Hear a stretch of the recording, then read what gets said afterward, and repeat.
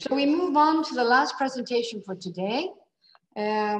Last but not least, as they say, David Lundie from the United Kingdom, from the University of Glasgow. And you have the floor, David. Thanks very much. I will try and keep it brief. I realize we're running a little over time. Can everyone see my screen? Can you see my screen? Yes, I can. Yes, I can see the screen. Good. We can see the screen, yes. Okay, thank you. Just wanted to check. So I'm grateful to Rachel Shanks, who already explained something about the Scottish education system, so I won't reiterate any of that, except just to say that on the 23rd of March, schools across the UK closed. There were, in the weeks leading up to that, increasing calls for schools to shut down. This was much later than the shutdown of schools in many parts of Europe.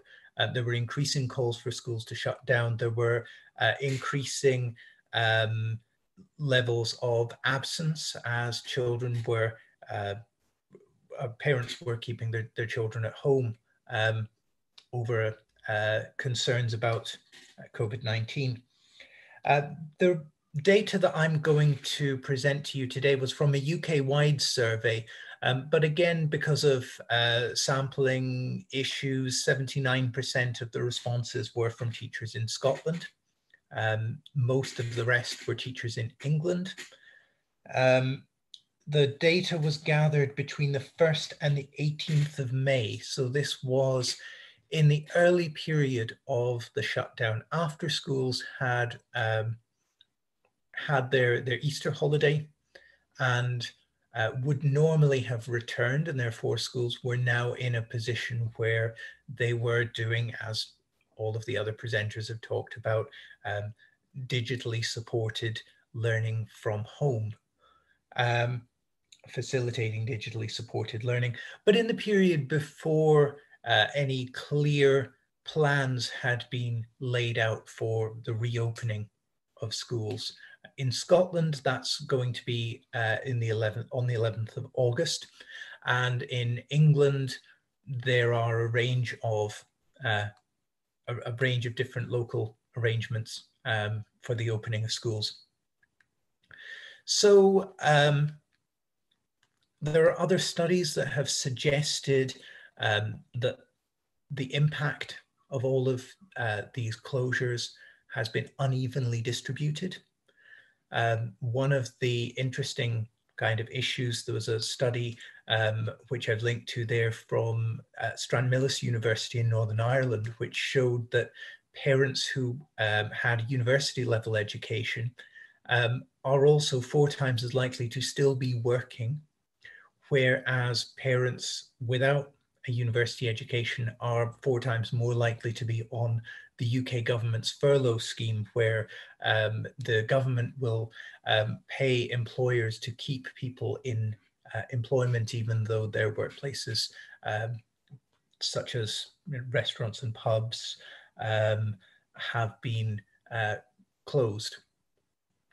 And although parents express confidence in supporting the children's learning, or lack of confidence in supporting the children's learning, there are also differences in terms of the messaging.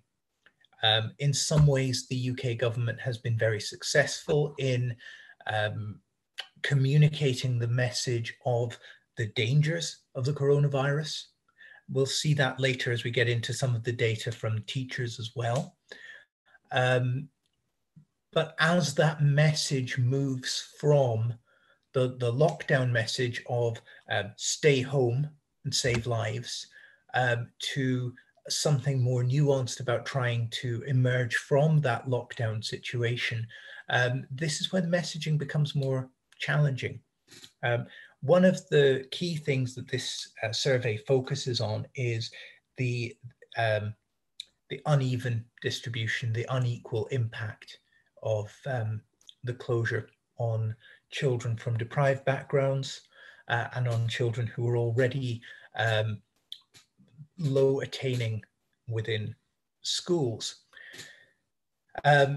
What we find, however, there was a study by the Institute for Fiscal Studies in the UK as well, which showed that only 29% of the lowest income quintile of parents felt that they were safe sending their children back to school, compared with 55% of the highest income quintile.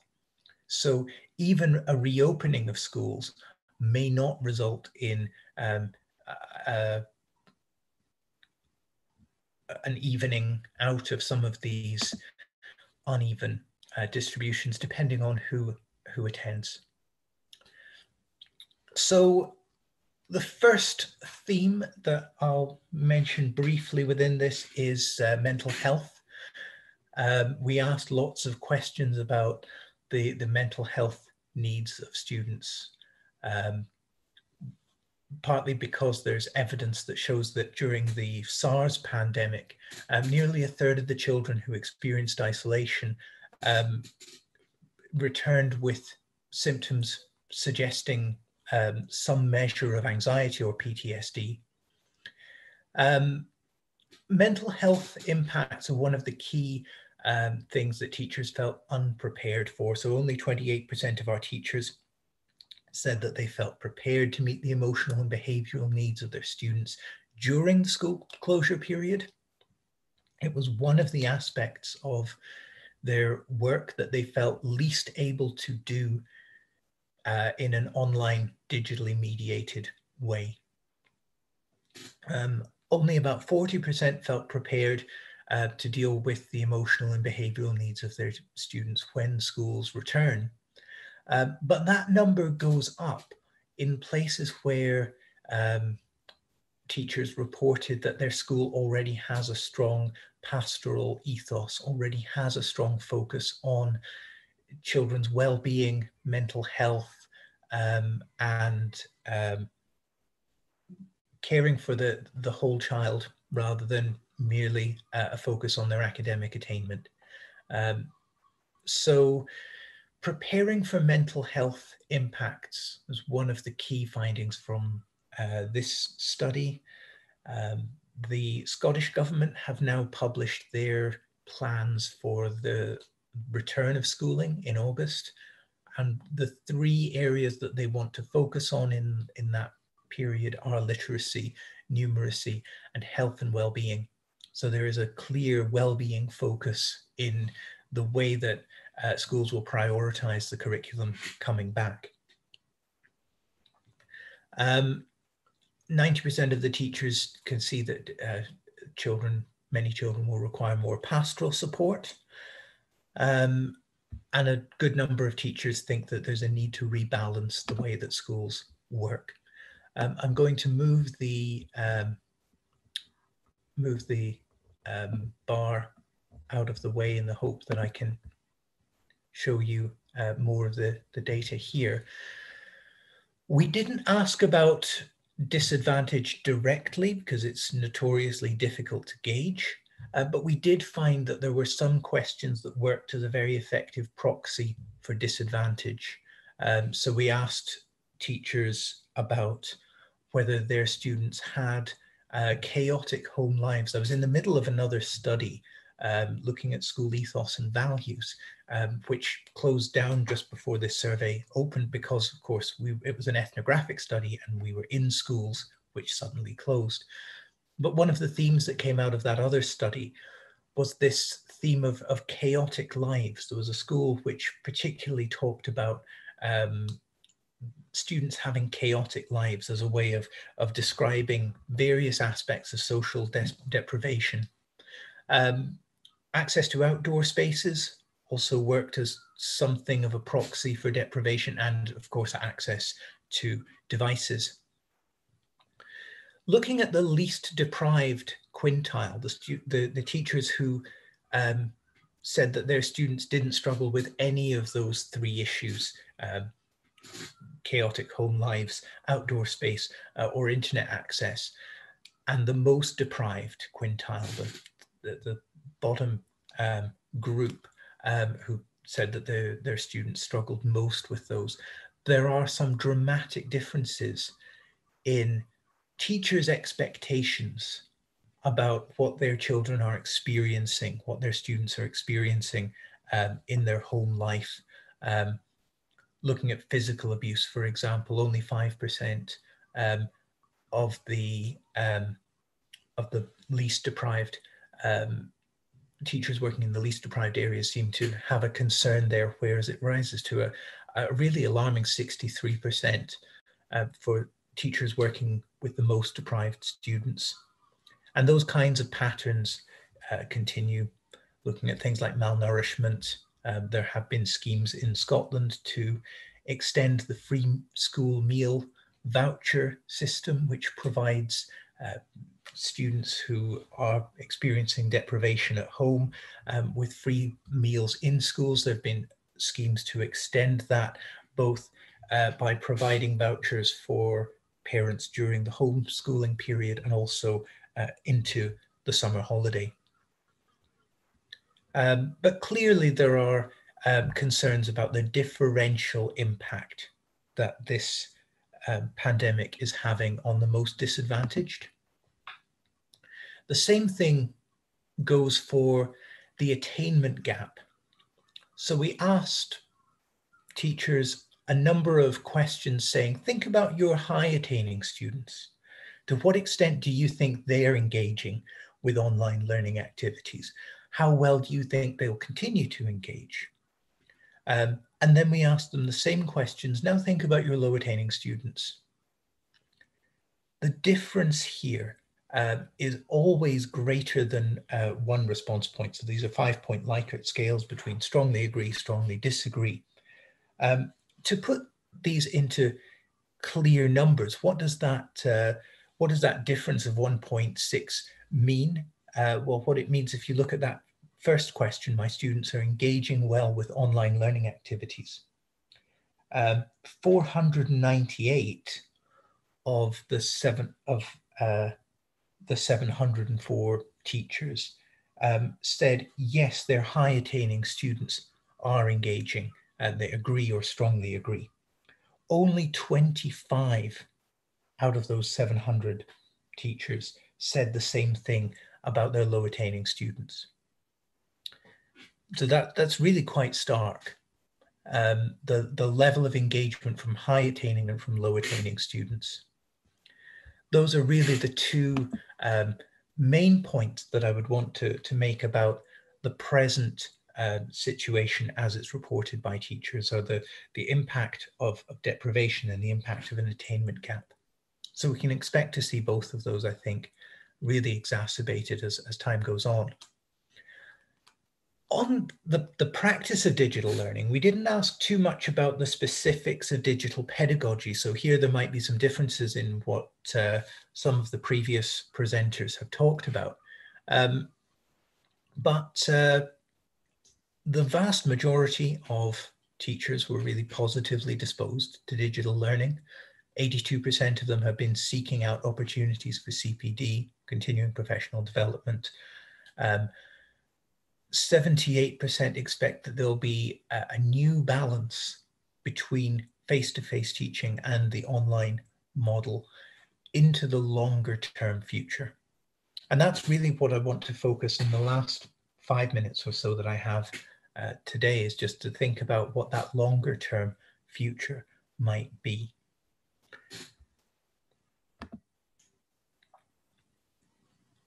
School ethos and values seemed to have some impact here. Teachers who worked in schools, as I mentioned before, that had a strong pastoral ethos were much more likely to feel prepared to meet the emotional and behavioural needs of students when they returned to classrooms. They thought those aspects of the school's curriculum were going to be more important than they were before. Teachers' dispositions towards digital learning also had an impact on their expectations for the future.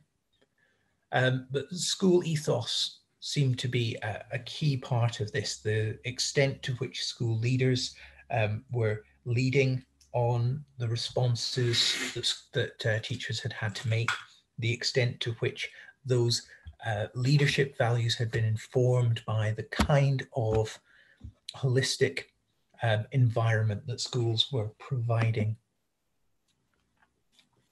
So what might the future hold? We provided our participants with a number of options, expectations that were garnered from various media sources, that were garnered from the experience of places like Denmark and Germany that had already begun to talk about the reopening of schools. These were the 5 most common responses and the least common response. So overwhelmingly, this is what teachers were expecting. They were expecting that they would go back to smaller class sizes. They were expecting that much of that first term would be spent again addressing the social, emotional, and behavioral impacts of the closure and the pandemic. There were certain things here that suggested, again, on the messaging about the pandemic itself. So 49% of teachers expected that many students would have lost a family member or a loved one to COVID-19. Now, if you look at that in relation to the actual figures of deaths from the coronavirus, that's a very unrealistic expectation. Actually a very small number of deaths as a proportion of the general population.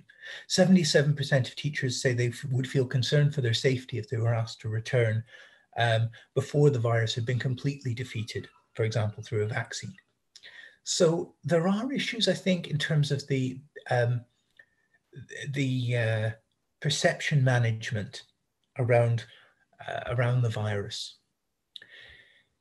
I think it's interesting to note this this number at the bottom, though. Only 2.6% of the participants thought that school would be much the same as it was before the shutdown.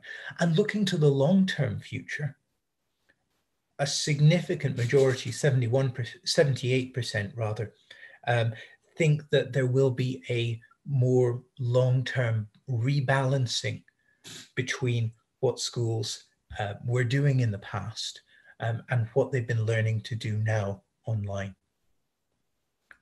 Teachers are generally pretty optimistic. You know, they're optimistic about the potential of this closure, this pandemic, to reorient schools' values towards a more holistic pastoral focus, a focus on well-being as a whole rather than just academic attainment. They're optimistic as well about the possibilities for modernizing schooling, the possibilities for greater social cohesion, reevaluating how we treat the environment and one another. Some of them are a bit pessimistic that, you know, this is going to be the beginning of something really much more a world of scarcity. But by and large, there's a lot of optimism that this change can be the precursor to a more positive, more humane vision of the future of education in this country. I think that's probably as good a place to end as I can think of. Next steps for us, we're hoping that this will impact on mental health literacy across Scotland. We're hoping to be in a position to